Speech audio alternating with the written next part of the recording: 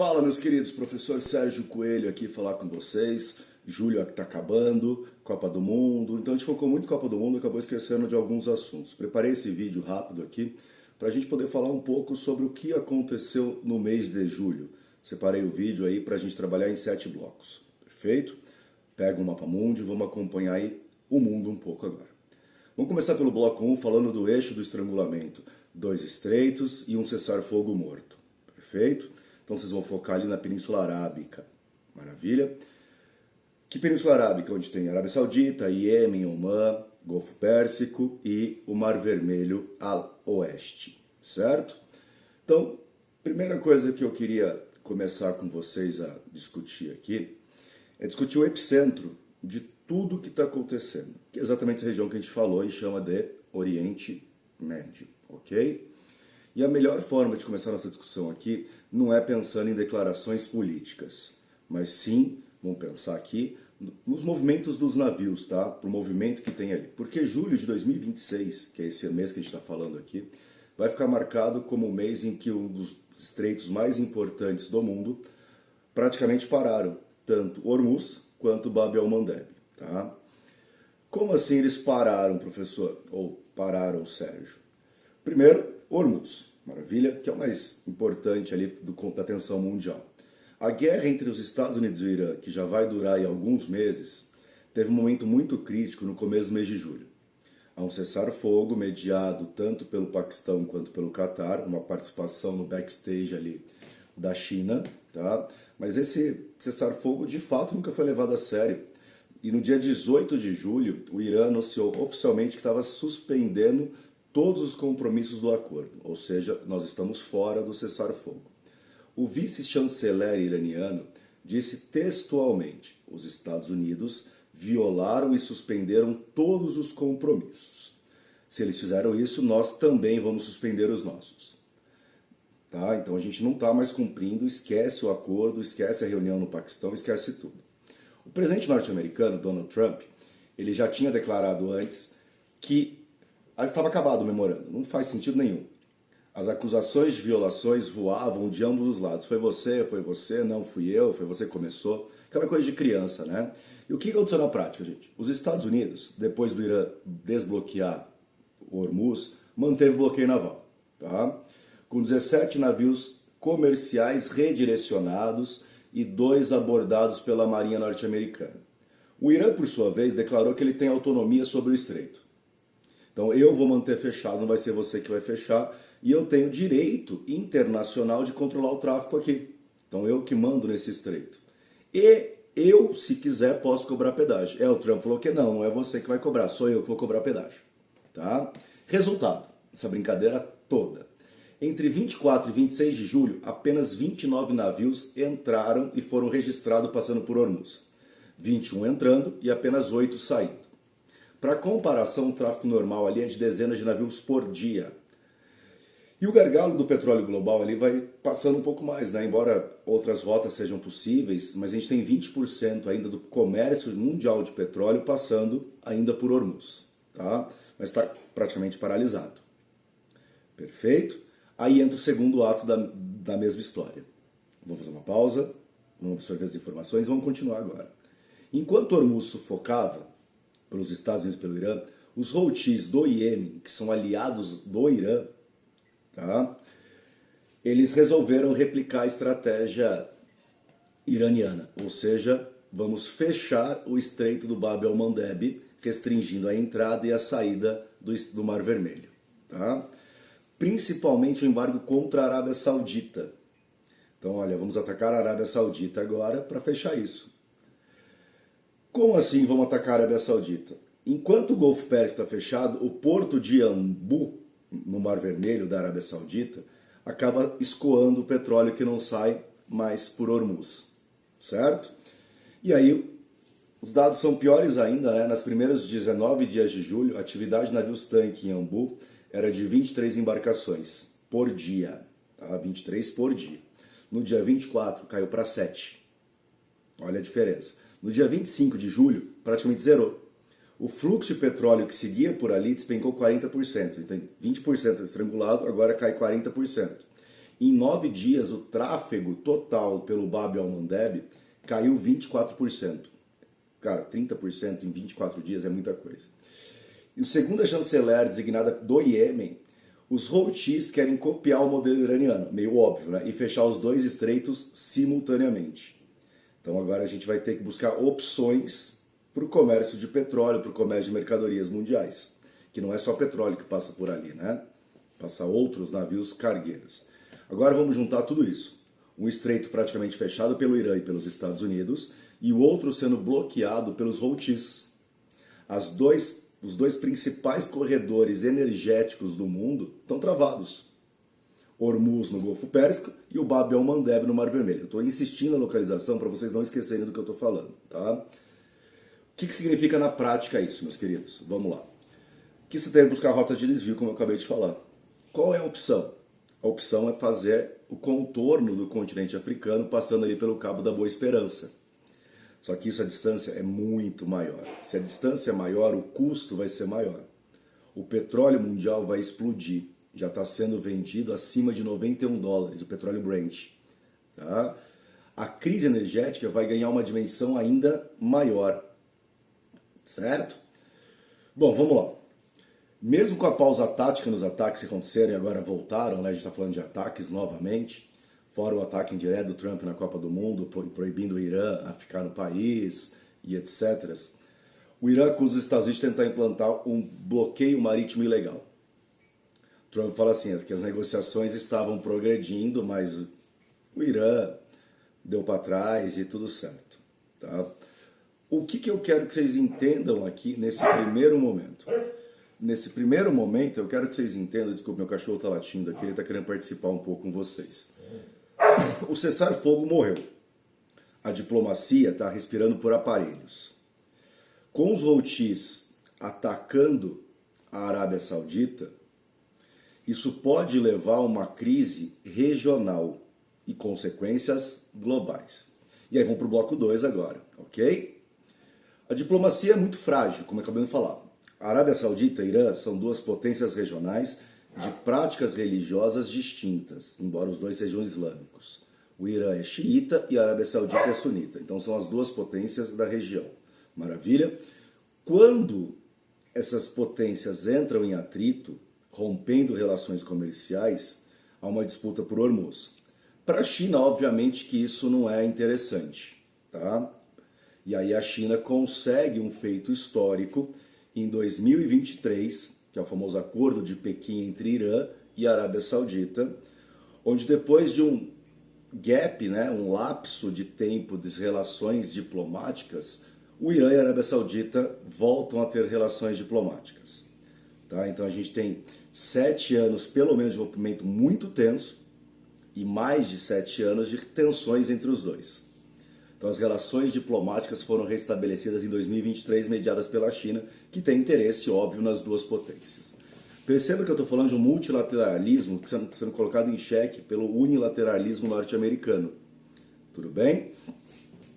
Esse acordo vai ser testado agora, mas no seu ponto mais extremo.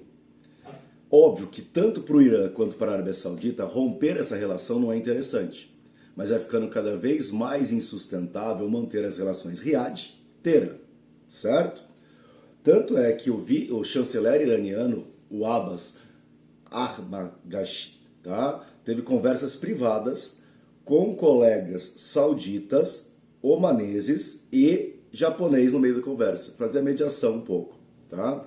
Buscando tentar diminuir ali a insegurança militar causado pelos Estados Unidos. Olha, gente, a gente está aqui pronto para negociar, quem está indo para outra parte são os Estados Unidos. A Arábia Saudita tem muito interesse em conter isso, porque o Iêmen vai atacar as infraestruturas petrolíferas do país. Sim, ela quer proteger os portos, ela quer ser alternativa à rota comercial. Então, para a Arábia Saudita, a escalada da tensão também não é interessante. Mas é uma aliança muito frágil, que está sendo testada aí, muito pesado. E as guerras por procuração estão voltando, estão percebendo isso? A China vai fazer uma aposta diplomática, então ela não vai entrar, só que isso leva a uma outra tensão. porque tem um país querendo apoio internacional, manter esse apoio. Que país é esse que vai buscar o seu apoio? A Ucrânia.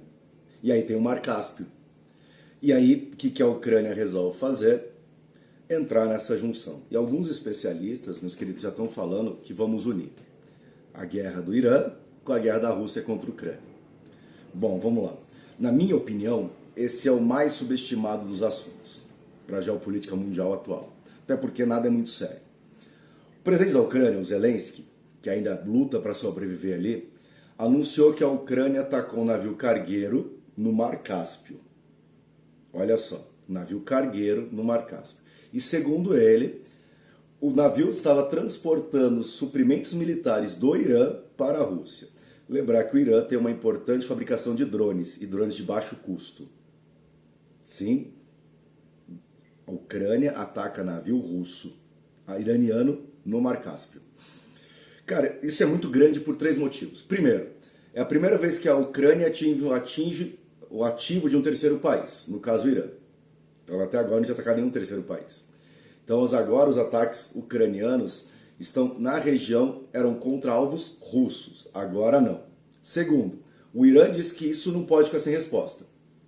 O chanceler iraniano classificou como violação da Carta da ONU e diz que já foi feito a pedido de Israel para arrastar a guerra para a Europa. Olha só, colocando Israel na brincadeira.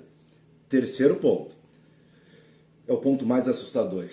Gente, com esse ataque, a Ucrânia criou uma ligação física direta entre a guerra no leste europeu e a guerra do Golfo Pérsico.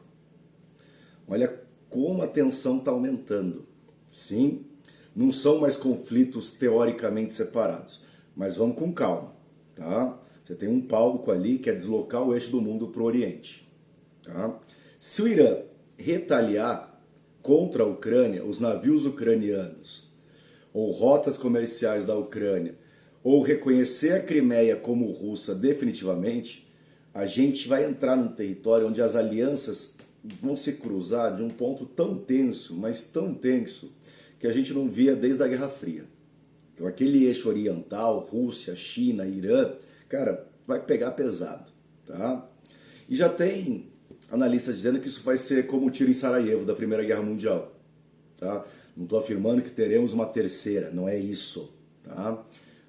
O mecanismo da escalada de tensões que existe agora, antes não existia. Então você tinha uma guerra pequena entre Rússia e Ucrânia, pequena entre aspas, geograficamente, uma guerra Estados Unidos e Irã, agora a Ucrânia, buscando apoio, ataca o Irã. Perfeito? O único tiro em Sarajevo começou a Primeira Guerra Mundial, ou seja, as tensões ali, puf, caldeirão de pólvora explodiu. Um artigo recente resumiu bem o receio. A lição que a história nos ensina é que conflitos armados não respeitam fronteiras, ok? Imaginam que os seus idealizadores criam as fronteiras. Pela primeira vez desde o auge da Guerra Fria, Estados Unidos e Rússia estão de lados diretamente opostos, militarmente falando, tá? Mas no mesmo tabuleiro que está fervilhando, está entrando em ebulição. As consequências práticas disso não são imediatas. Há um risco de colapso de rotas marítimas, há uma disparada de preço de combustível, a inflação persiste nos alimentos. Tá? Então, não estou falando aqui que teremos uma terceira guerra. Agora, o nosso bloco 4, a gente continua na Ásia, mas vamos para o outro lado agora. Vamos falar de Índia. Cara, o que tem a Índia? A Índia é a maior democracia do mundo. É um caldeirão étnico, mas é uma democracia que funciona muito bem. E há muito tempo ela vem ser governada por Modi, que é um nacionalista hindu. E aí aparece um tal de... Voltando, desculpa. Não aparece, né? A Índia tem um exame nacional do ensino médio para entrar em faculdades. Então, enquanto aqui a gente está apoiando petróleo, Mar Cáspio e afins, a maior democracia está ali fervilhando. A Índia criou um movimento político muito importante, que é o seguinte, gente. Começou como sátira e virou fenômeno. Chama Partido das Baratas. Em inglês, Cockroach Janata Party. É uma paródia de um partido governista, né, que é o BJP, que é do Modi, tá? Porque o que vai acontecer ali? O presidente Supremo Tribunal da Índia chamou os jovens desempregados de baratas e parasitas da sociedade, como se eles não quisessem trabalhar. Cara, Aí um estrategista político pegou isso e transformou no movimento. Olha que bacana. Então se a gente é um parasita, se a gente é uma barata, vamos fazer Cockroach Junta Party, o partido das baratas. Olha que massa. Em poucos dias são mais de 350 mil inscrições e 20 milhões de inscritos no Instagram. O fenômeno das redes também. E não é brincadeira, gente. A Índia hoje é o maior risco de agitação civil no mundo, tá? Segundo analistas. A participação em protestos mais que dobrou nos últimos anos. O desemprego juvenil está nas alturas. O governo Modi, que está no poder, como eu falei, há muito tempo, são 12 anos, enfrenta uma narrativa anti-incumbência nunca vista. Então ele está sendo questionado pela juventude do país, que não tem emprego, não é que eles não trabalham porque não querem. Em 20 de julho, os manifestantes tentaram marchar para o parlamento exigindo a renúncia do ministro da Educação por irregularidades no exame nacional do país, principalmente na área da medicina. E esse ministro da Educação caiu. Então vazou o Enem deles para a medicina. E em 28 de julho, o Partido das Baratas começou a retomar os protestos, tá? Em todo o país, caso o governo voltasse atrás na promessa de tirar os processos contra os estudantes. Tudo bem? Então o governo ameaçou processar os estudantes que estavam envolvidos nesse vazamento. Então o governo falou assim, não tem nada a ver com os estudantes, vão tirar o processo, vão deixar lá. A pergunta que fica pra gente aqui é assim, isso vai virar uma primavera indiana? Vai ter o renascer da Índia? Ou vai ser cooptado e reprimido antes disso? O que vai acontecer com essa grande democracia? Tá? Em democracias frágeis, vamos falar de Europa, uma região dos Balcãs ali, que é a Sérvia, e a renúncia do presidente sérvio. Nenhuma renúncia de presidente acontece por acaso. Então, quando a gente fala ali dos Balcãs, a gente tem um caldeirão étnico que nos anos 90 passou por uma crise imensa com o fim da Iugoslávia. Então, a Sérvia é um país que a gente costuma, geralmente, pós-guerra dos Balcãs, ignorar. Tá? Depois dos 90, a gente pouco fala da Sérvia ali. Mas nos Balcãs, ele é o principal país dessa região. Em novembro de 24, o telhado de uma estação ferroviária desabou. Foram 16 mortos, e isso virou símbolo de que estava tudo errado na política sérvia. Tá? Corrupção, obras mal feitas, impunidades, nada vai ser resolvido. E o povo sérvio começou uma série de manifestações anti-governos. Tá? Isso vai durar mais de 1 ano e meio, gente. Em janeiro de 25, o primeiro-ministro renuncia. Tá? Mas não adiantou nada, não mudou nada. Em julho de 26, as manifestações continuavam, e o presidente anuncia que vai renunciar em algumas semanas e que vai convocar eleições presidenciais antecipadas. Mas olha a brecha aqui, ó. Olha o truque. Pela lei sérvia, o presidente não pode buscar um novo mandato presidencial. Então o que ele fez? Ele renuncia à presidência, vira primeiro-ministro, que é um cargo mais poderoso, a Sérvia parlamentar. Então ele coloca um aliado na presidência, vira primeiro-ministro. Mais ou menos como o Putin fez antes de aprovar as reeleições até 2030 na Rússia. Tudo bem? É uma troca de cadeira só, gente. Numa frágil democracia. Ele não vai abandonar o poder. Ele mesmo já disse, meu partido vai vencer de forma mais garantida do que nunca, eu tenho certeza. A oposição não vai engolir isso quieta. Milhares de manifestantes se reuniram para contestar isso, para descartar a promessa de renúncia. A comunidade internacional, Sérgio? Como é que o mundo está reagindo a isso? A Sérvia tem sido blindada pela União Europeia, tá? Porque ela tem o apoio do ultranacionalista Orbán, presidente da Hungria. Tudo bem? Então eles são muito próximos ali. Ao mesmo tempo, o país não vai se alinhar totalmente às sanções contra a Rússia.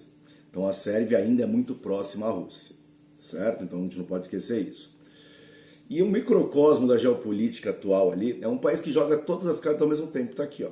Enquanto a população está na rua pedindo o quê? Pedindo que alguém ouça o que eles têm para dizer. É a juventude desesperada para falar assim, eu existo, eu quero alguma coisa. Perfeito? E aí a gente encerra um pouco aqui falando dos Balcãs, nosso bloco 5. Vamos para o bloco 6 para falar um pouco de América Latina. Tudo bem? Bom, América Latina está efervescendo, há uma tendência política de retorno à direita, sim, visto ali já a Colômbia, que elegeu seu novo presidente, o Peru que elegeu sua nova presidente.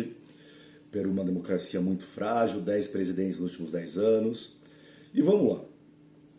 Então, enquanto a gente olha para o Oriente Médio, olha para o Mar Cáspio, a América Latina também está passando por uma das semanas mais tensas, no mês mais tenso da sua história recente.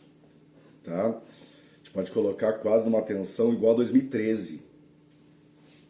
Mas por motivos diferentes. Não é um, não são dois, são vários países que estão passando por transições. Mas vamos descartar dois mais importantes. Colômbia e Peru. Sim, os dois países ali elegendo novos presidentes. Vamos começar pela Colômbia.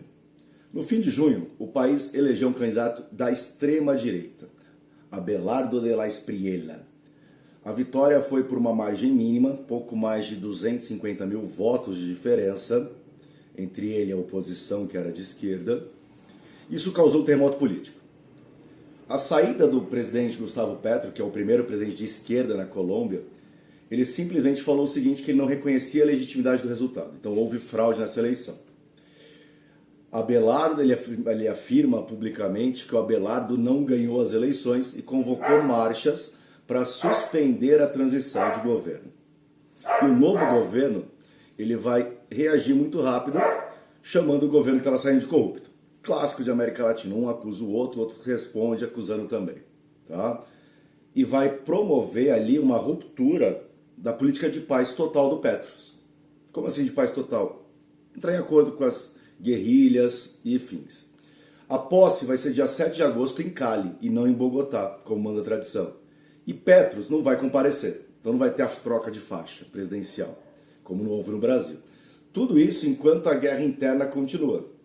Em 30 de junho, o Petro ordenou uma ofensiva total contra o EMC, que é uma dissidência da antiga FARC, Forças Armadas Revolucionárias Colombianas, que é governada e controlada, o EMC, pelo Mordisco.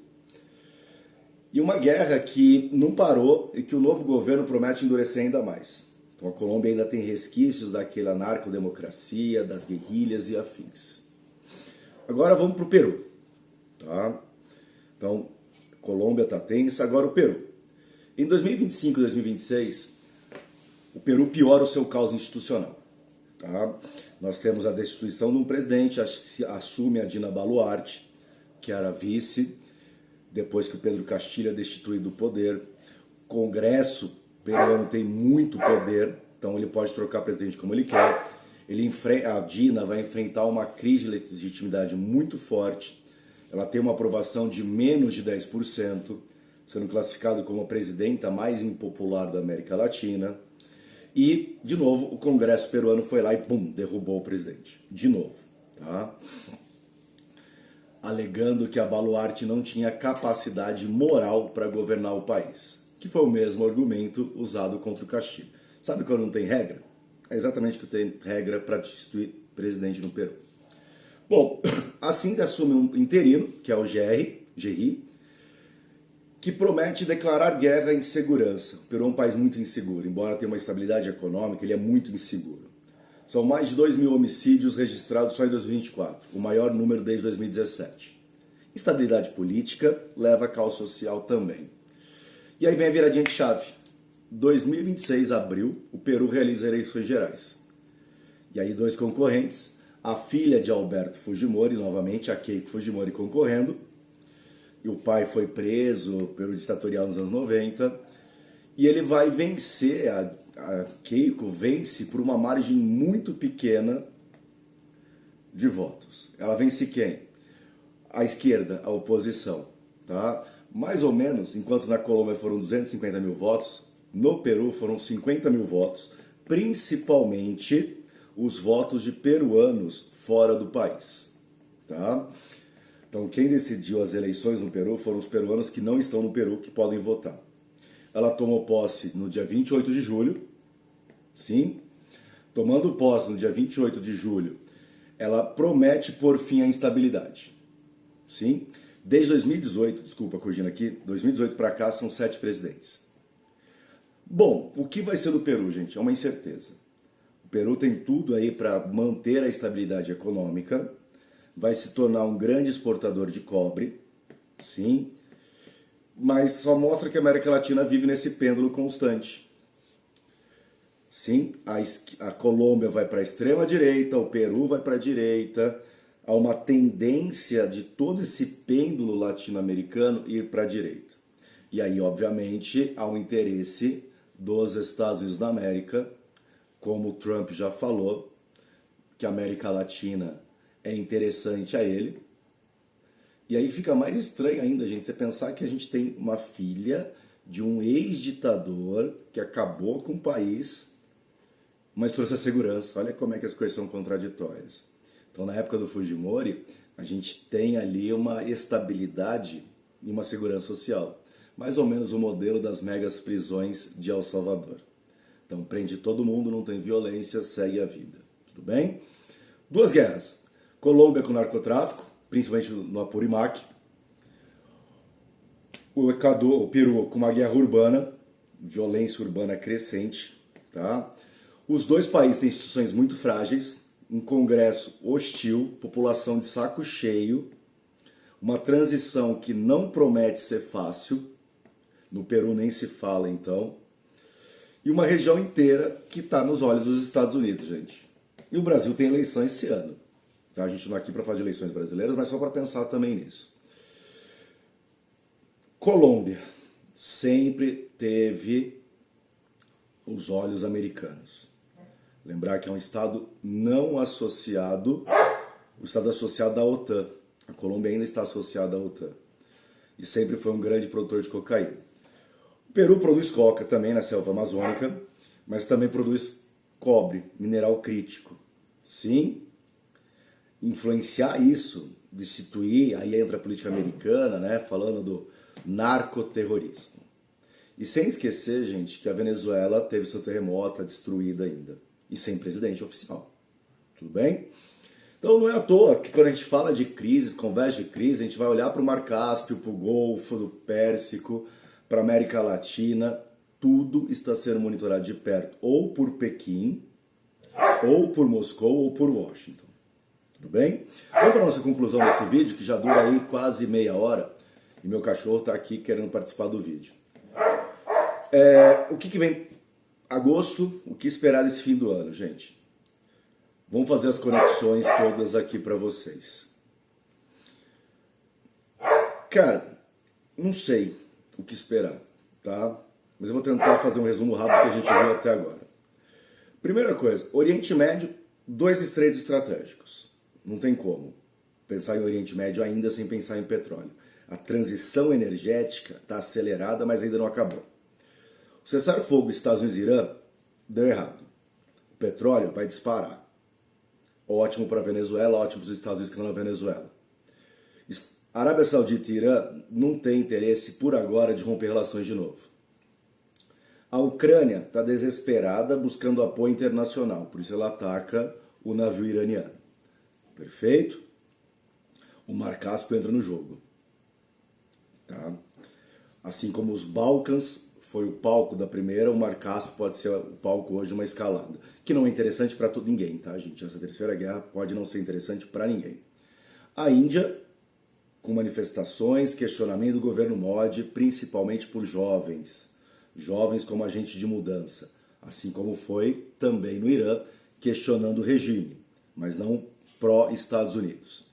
A Sérvia, representando ali o leste europeu, e esse jogo de poderes e de interesse, a proximidade com a Rússia, o não reconhecimento da independência do Kosovo, perfeito? Colocando em xeque a União Europeia e Rússia. América Latina, duas transições de poder muito tensas, em países estratégicos. Tanto para o Brasil, quanto para a China, quanto para os Estados Unidos. Instituições muito frágeis, tudo isso. O que a gente vai ter aqui de solução para isso? Cara, não são eventos isolados. Isso faz parte da geopolítica mundial. Instabilidade sistêmica, o mundo está tenso, a sociedade está tensa. O sistema internacional é muito frágil, principalmente pós-posse do Trump e a declarada postura unilateral. Maravilha? Bom, não sei. O mundo está na rua, o mundo está acontecendo. Qual crise vai piorar? quais novas crises vão surgir? Tá? E uma pergunta que vai ficar aqui para frente para o final do ano. Quem vai conseguir, se não apagar esses incêndios, ao menos controlar? E não esquecendo, falando em incêndios, a Europa arde em chamas. Tudo bem? Por que a Europa arde em chamas? Onda de calor muito forte ligada às transformações ambientais. Então não vamos esquecer disso, num outro encontro a gente fala sobre essas tensões internacionais, tá? Não esqueçam, duas coisas importantes. Tudo bem? Tensões mundiais, não é interessante, por enquanto, vejo eu, tá? Uma guerra global, porque para a economia e os bilionários e milionários movem o mundo. Então, para eles não é interessante, certo? O que eu estou dizendo aqui, gente? Há uma disputa muito forte entre o multilateralismo e o unilateralismo. Tudo bem? Um forte abraço. Se você gostou, manda para alguém que pode ter interesse nesse vídeo. Espalha ao máximo. Me procura. Estamos aí. Valeu, meus queridos. Beijo grande e até a próxima.